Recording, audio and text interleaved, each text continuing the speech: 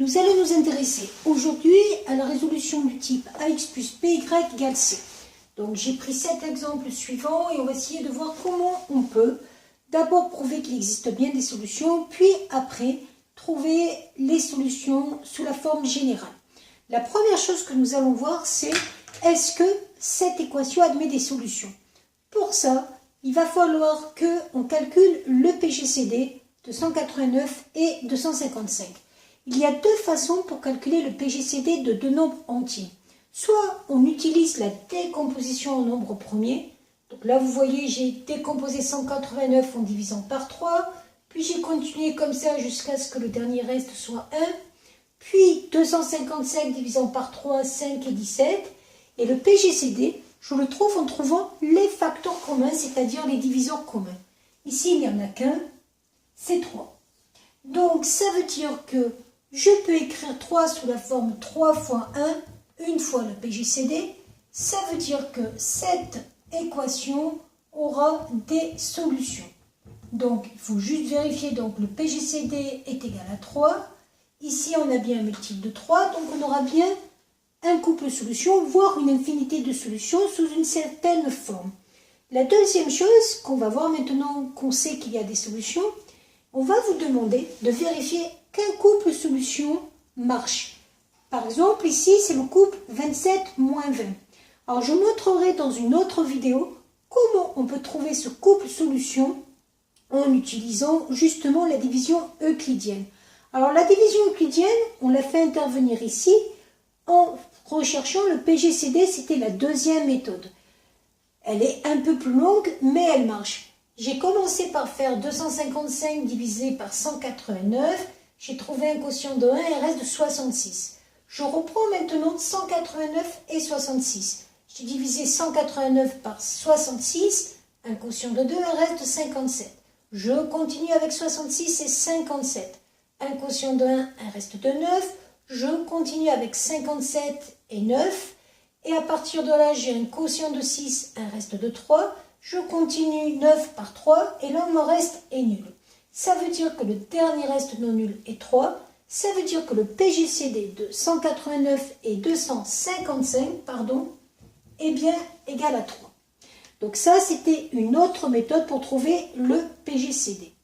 À partir du moment où j'ai donc prouvé là qu'il y avait des solutions, je vais vérifier que le couple 27 moins 20 est solution. Alors pour vérifier qu'un couple est solution, c'est pas très compliqué. On va remplacer à l'intérieur. On va donc vérifier que 189 fois 27 plus 255 fois moins 20 est bien égal à 3. Donc vous faites le calcul, vous vérifiez que c'est bien égal à 3. Donc on a bien une solution particulière sous la forme x égale 27, y égale moins 20. Donc ça, c'est le couple solution x, y en général. Les solutions particulières, on met un petit indice x0, y0. Alors, pourquoi ça va nous intéresser d'avoir cette solution particulière? Parce qu'on va se rendre compte qu'on peut éliminer ce 3 en faisant une division, une soustraction de deux équations du même type. Donc, je vais écrire 189x plus 255 y égale 3. Ça, c'était la première possibilité au niveau de l'équation. Je sais que ce couple-là est un couple solution. Donc, je vais donc écrire que 189x0 plus 255y0 est égal à 3. Et ce qui va m'intéresser, c'est de faire la soustraction de ces deux expressions. Et pourquoi? Parce que je vais me retrouver avec 189 facteur de x moins x0 plus 255 facteur de y moins y0 égale 3 moins 3, 0. Et là où ça devient intéressant, c'est que je vais pouvoir faire passer un bloc de l'autre côté et utiliser des critères de divisibilité.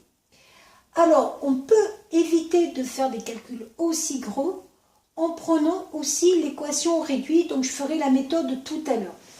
Donc là, je vais m'occuper de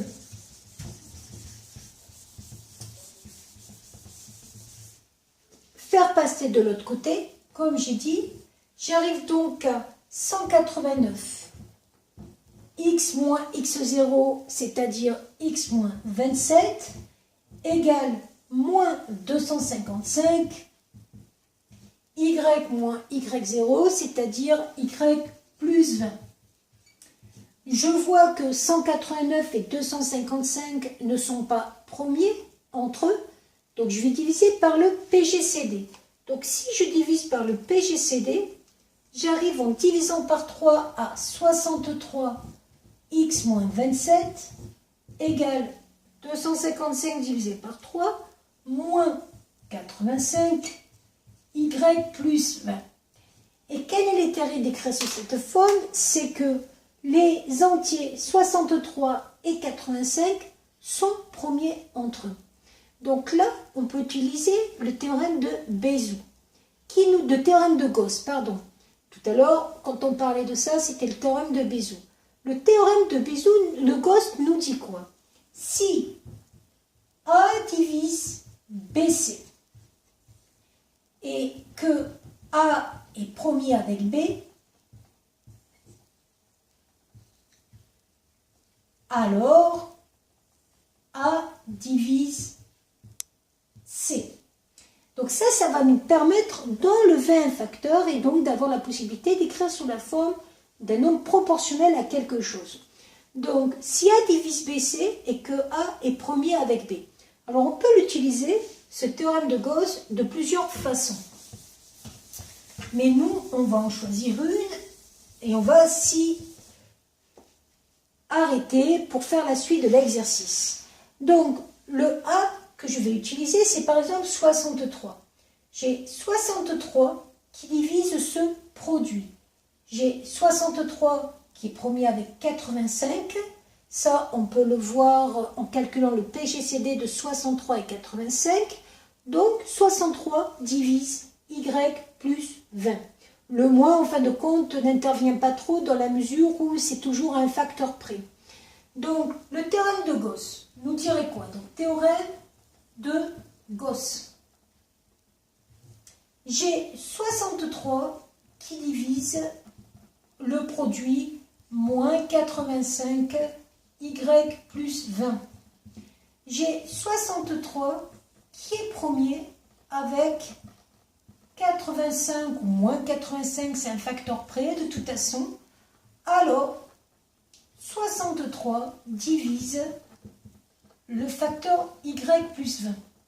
Mais si 63 divise le facteur y plus 20, ça veut dire qu'on va pouvoir écrire y plus 20 sous la forme k fois 63, où k est un entier relatif. Alors certains d'entre vous voudraient par exemple faire pareil de l'autre côté, en disant 85 divise le produit, 85 est premier avec 63, donc 85 divise x moins 27.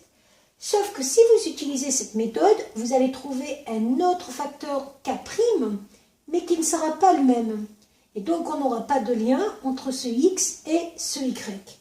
Donc la méthode ici, c'est de prendre cette expression en isolant le y, donc 63k moins 20k appartenant à z, et pour trouver la valeur x associée, de la remplacer dans l'équation de départ. Alors, pour gagner un petit peu de temps, ce qu'on aurait pu faire, c'est au lieu de garder cette équation, c'était de tout diviser par 3. Ça veut dire que cette équation, elle était équivalente à l'équation suivante, 63x plus 85y égale 1. Et ça prouvait deux choses. D'après le théorème de Bézout, ça prouvait d'ailleurs que 63 et 85 étaient premiers entre eux. Et ensuite, on pouvait simplifier les calculs pour éviter d'avoir des nombres trop grands et d'avoir à simplifier par 3 ici. Donc, on aurait pu directement partir de ça. Donc, moi, je vais utiliser cette égalité pour remplacer le y à l'intérieur. Donc, si je remplace le y à l'intérieur, ça va donner 63x plus 85 facteur de 63k moins 20 égale 1. Et là, vous vous rendrez compte très rapidement qu'on peut trouver x en fonction de k en faisant tout passer de l'autre côté. Donc ça va donner 63x plus, alors on fait le calcul de 85 fois 63, on tombe sur 5355K, moins, on va faire le calcul de 85 fois 20, moins 1700 égale 1. Je continue, je fais passer de l'autre côté. Ça va me donner que ça va faire moins 5355K plus 1701. Et si je veux après isoler le x, je vais tout diviser par 63. Et le x, on va trouver, va être un nombre entier. Donc concrètement, la division devrait faire un nombre entier. Ce qu'on va vérifier. Donc j'arrive à x égale moins 85K, 1701 divisé par 63, plus 27, K appartenant à Z. Et vous voyez qu'ici, j'ai trouvé le couple solution qui marchait pour tout cas entier relatif. Et on peut, dans ce cas, trouver d'autres couples solutions en prenant des valeurs de K. Voilà.